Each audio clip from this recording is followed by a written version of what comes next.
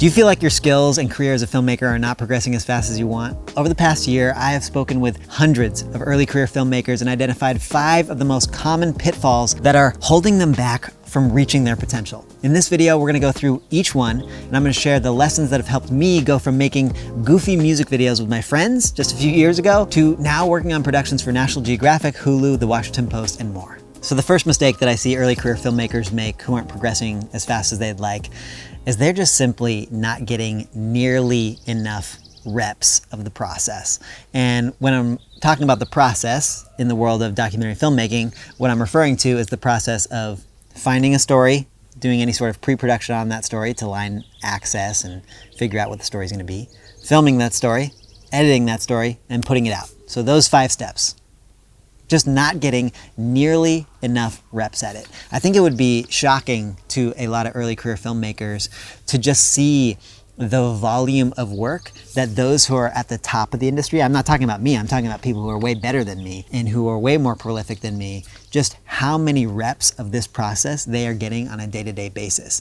And if no one is telling you to go out and shoot a story, if no one's paying you to do that, that is no excuse to not get the reps. Because if you're truly dedicated to becoming an expert and reaching your potential at this craft, especially early in your career, you have to do everything you can to get to the gym of filmmaking, which is just get out in the world and start making film, start telling stories. I mean, easy ways to do that are you should have your camera on you all the time. Some of the best filmmakers who I know personally, it's like they are never caught without a camera on them. And that doesn't mean that they're necessarily making a film every second and kind of interrupting their just like daily life. But these are people who maybe they work as a cinematographer and they have a little pocket camera and we'll be on a hike and they'll take out their camera and they're working on composition. They're looking at the light and how it hits things around them. Whatever you can do to, in your everyday life, start to practice the skill that you want to develop, whether that's cinematography or editing or whatever it is, you just need to vastly increase the amount of times that you're going from story idea to putting that story out as a final product. That is the only way that you are going to progress quickly. And oftentimes what that means, and why I think this is so hard for a lot of people, is when we talk about volume, when we talk about reps of the process, of course, that means you're going to be having to produce things quickly. And when you're producing things quickly, that might limit the upper end of quality that any one particular story might be able to reach. But I think when you're early in your career, the optimal way to progress is to value quantity over quality. And then over time, over your career, those can start to switch place a little bit. Then you can start to focus a little bit more on quality and a little less quantity.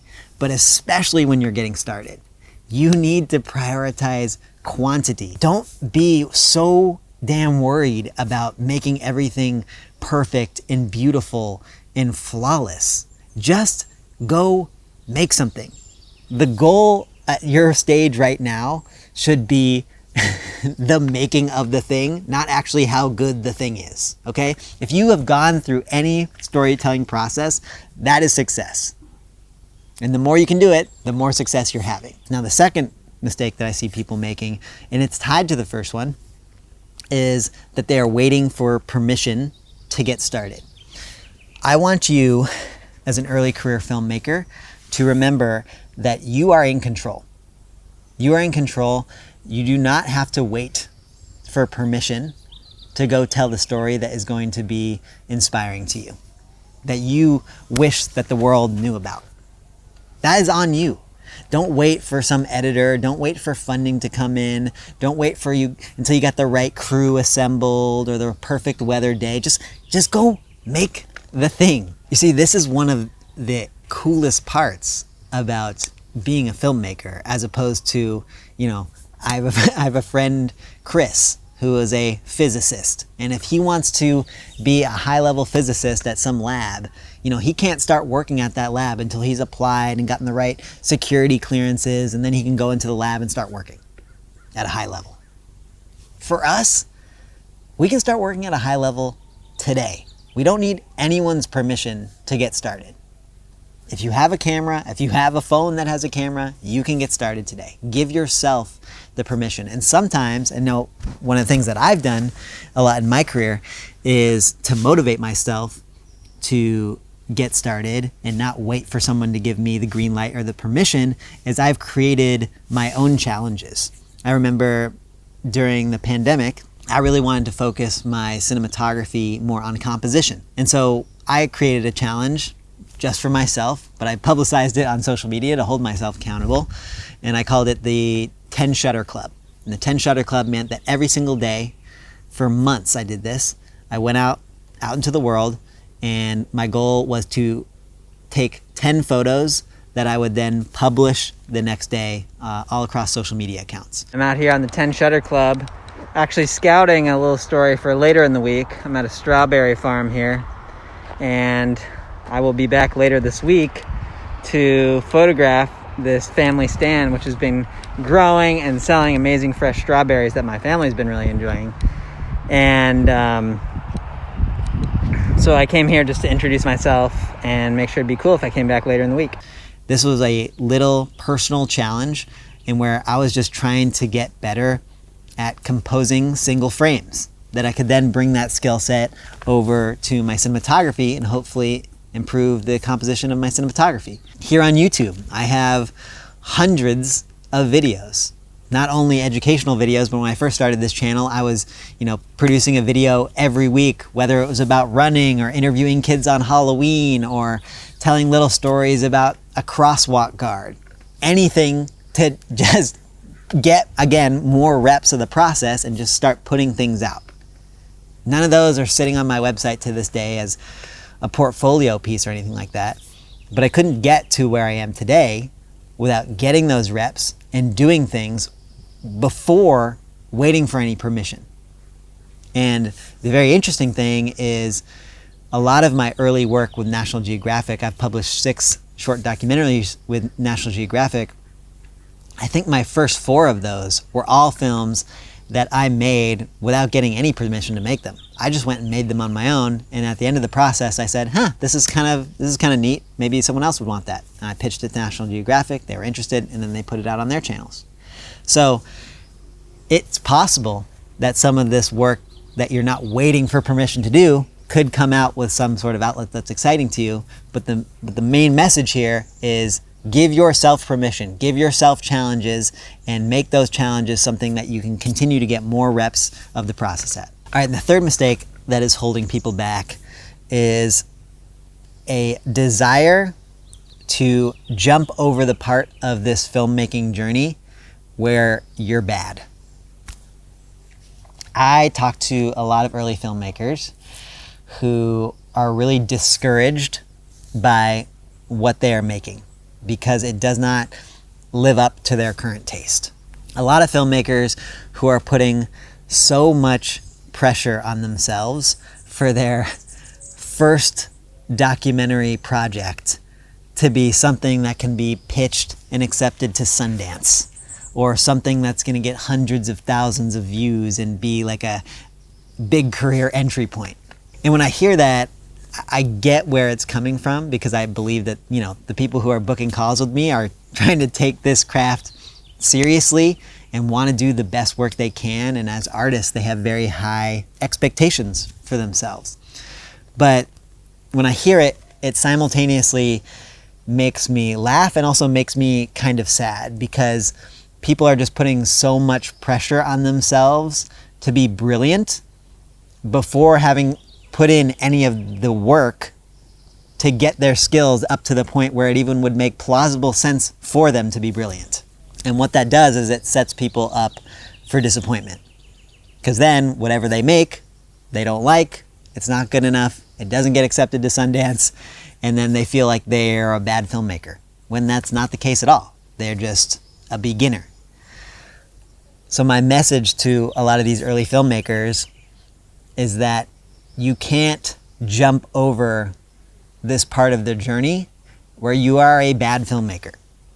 There is no way through it. There's no amount of YouTube videos that you can watch to take you from beginner to being advanced or being great without going through this part where you suck.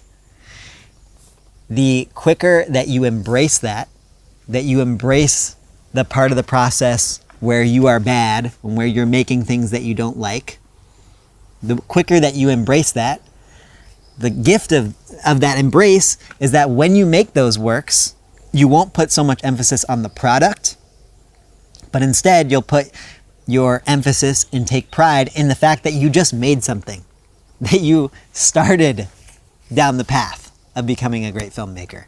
And if you can take pride in having made something, regardless of what the outcome of that making has become, then it's going to just give you more momentum to create more, to give yourself permission more, and then going back to step one, to just getting more reps. And that, as I mentioned at the top, is what's going to make you a better filmmaker. But you can't jump over the part where you are bad. It's okay to be bad. You need to be bad. You were bad at everything you're now good at once in your life, okay? Just embrace being bad at filmmaking, please. You're bad, and that's great. All right, the fourth mistake that I see a lot of filmmakers make is that they frame their current life situation as a disadvantage rather than an advantage. So let me explain what I mean by that. I talk to a lot of filmmakers who have aspirations to be full-time filmmakers or full-time documentarians, but they currently have a job, a full-time job often, or a part-time job, and they feel like that is a disadvantage because they can't allocate the time that they wish they could to the craft of filmmaking. On the opposite side, I talk to people who are filmmakers, who are documentary filmmakers, but they have to spend so much time, taking on commercial projects or marketing themselves as a freelancer that they get frustrated that they don't have the time to spend working on documentary projects like they want to. So you see, they're kind of like all these different life circumstances where people are saying, I don't have what I need to make the projects that I want to one day get paid for. I want to make the projects that make me fulfilled. And when I try to remind filmmakers, and this has been really helpful in my career journey, is to remember that you have everything you need to be successful right now. Okay, you have all the gifts around you. You just have to start appreciating the opportunities that are there for you instead of focusing your energy on the things that you don't have.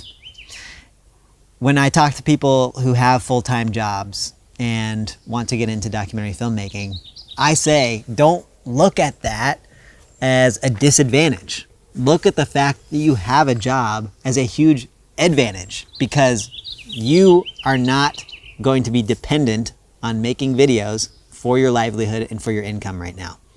And that's amazing because it means that you can create without pressure. You can go choose to make really meaningful documentary projects about nonprofits or NGOs in the world rather than like hustling to take, corporate shoots at a tech company. And you can do that while working on your skills and knowing that you have income coming in. And that freedom allows you to not get burnt out. So essentially, I tell these people, use the fact that you have a job right now as your advantage, because it is your advantage. And then on the other side, for people who do work as filmmakers, but maybe they're not spending as much time making the things that bring them the most joy, I tell them, hey, you're making a living as a filmmaker. Every job that you do, whether it's a corporate shoot or whether it's a purpose-driven, meaningful documentary from your heart, you're still using the same fundamental skills on each of those. If you're framing an interview and building a gorgeous interview set, at that tech company, the practice of doing that is the same fundamental skills as when you're framing an interview on a particular story that you're really passionate about. You're getting all those reps while other people who have their full-time jobs and are sitting at home on their computer sending emails or in meetings all day, they're not getting those. And so you're continuing to progress. Use that as your advantage. You just have to think about how the skills are all applicable no matter what the kind of stories are. What I see all the time is just like people are so hard on themselves and are always looking at what they don't have rather than what they do have. So my message here is, instead of framing your current life situation as a hindrance and as a disadvantage, I need you all to reframe that. Your current life situation is your advantage. It's your unique, unfair advantage. And if you can embrace that and lean into it, you can absolutely take major leaps forward in your career. The fifth mistake that I see a lot of early career filmmakers make that doesn't let them progress in their career as fast as they may wish is that they're just trying to do everything alone. They don't have community. They don't have friends who also have a passion and obsession in this space. If that's you, if you don't have community around documentary filmmaking, I think it limits you in a number of ways. First, having someone to discuss things like rates or gear or story structure or ideas with, and just like quick brainstorms with people with.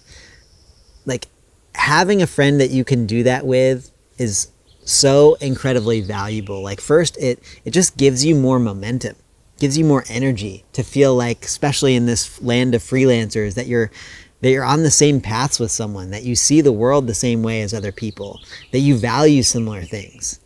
It boosts you up and gives you energy to keep making things and keep getting those reps that I talked about.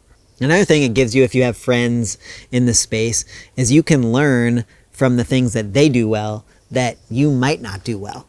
Like, I have a friend, Thomas, who is an incredible National Geographic photographer, and everything that he does is very slow and deliberate and considered. His composition is beautiful. His process is just so thought out and methodical.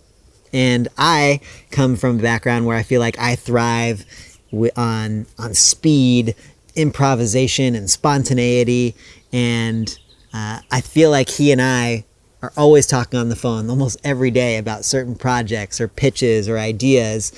And I push him to kind of like speed up his process and get more aggressive with pitches and reaching out to clients and things like that. And on video and taking videos that really include motion. And Thomas helps me slow my process down and be more considered and think more about every single frame in the films that I'm making. He helps me think about the ethical implications of the stories that I'm working on. And we're just always constantly pushing each other. And that just helps me build so much momentum and excitement for the projects I'm working on, which often I'm working on alone. So it can be really lonely. And so building your community to feel like you're on a team can really help with momentum. But then also on a practical business sense. In the documentary world, so many jobs that you're going to get in your career are going to come through word of mouth when someone who you know is unavailable. For example, a lot of jobs that I've gotten have come via a cinematographer named Mike Abella, who not only did he help train me and get me a lot of skills when I worked as a second camera or an assistant camera to him, but also through the friendship that we have, anytime that he was out of town when a client got called, he would say, "Hey, Austin, I'm going to pass this client on to you." The documentary film world is a pretty small world, and it's a word of mouth world. And once you start building some relationships with people and friendships and community, you're actually going to see business repercussions come from that, because your name's going to start getting passed around as someone who can also be trusted to do a good job bringing these stories to life. Honestly, this idea of community is one of the reasons why I started this YouTube channel, because this YouTube channel in some ways acts as this kind of like beacon of like, hey, here's who I am, here are my skills, here's what I'm interested in. And thankfully I've gotten to meet a lot of people through this YouTube channel who I can connect with. And this has been a reminder for me, and it really helped me in my career over the last few years to just see how valuable it is to have genuine friends in this space. It really is a rocket fuel for a freelancer's career that I never would have anticipated when I was just getting started. Now, my hope today is in identifying these 5 barriers to quick success with your skill set and your career is that maybe something I said today resonated with you. Maybe it's going to help unlock your bravery and courage to get out there and be bad and take a lot of chances, take a lot of reps, take a lot of swings, and not worry so much about every single film being brilliant, but instead take joy and take fulfillment in the fact that you made something, that you tried, in that process rather than the destination. And it's also important to say that I am right there alongside you on this journey with all 5 of these. I mean, just look at this YouTube channel, for example, when it comes to reps. Having this YouTube channel is essentially giving me reps every week, every single week, that I have to come up with an idea. I got to get out the camera. I got to film it. I got to edit it. It's just getting me reps. Now, I'm not making, this isn't a documentary, but it is still reps of the video making process alongside all the documentaries and video stuff that I'm doing in my full-time job. But this is also an example of like not waiting for permission. I kind of got sick after a while of saying, I'm going to just sit at home and kind of wait for jobs to come to me. I want to be more proactive. I'm not going to wait for permission. So I'm going to use this YouTube channel and get my name out there.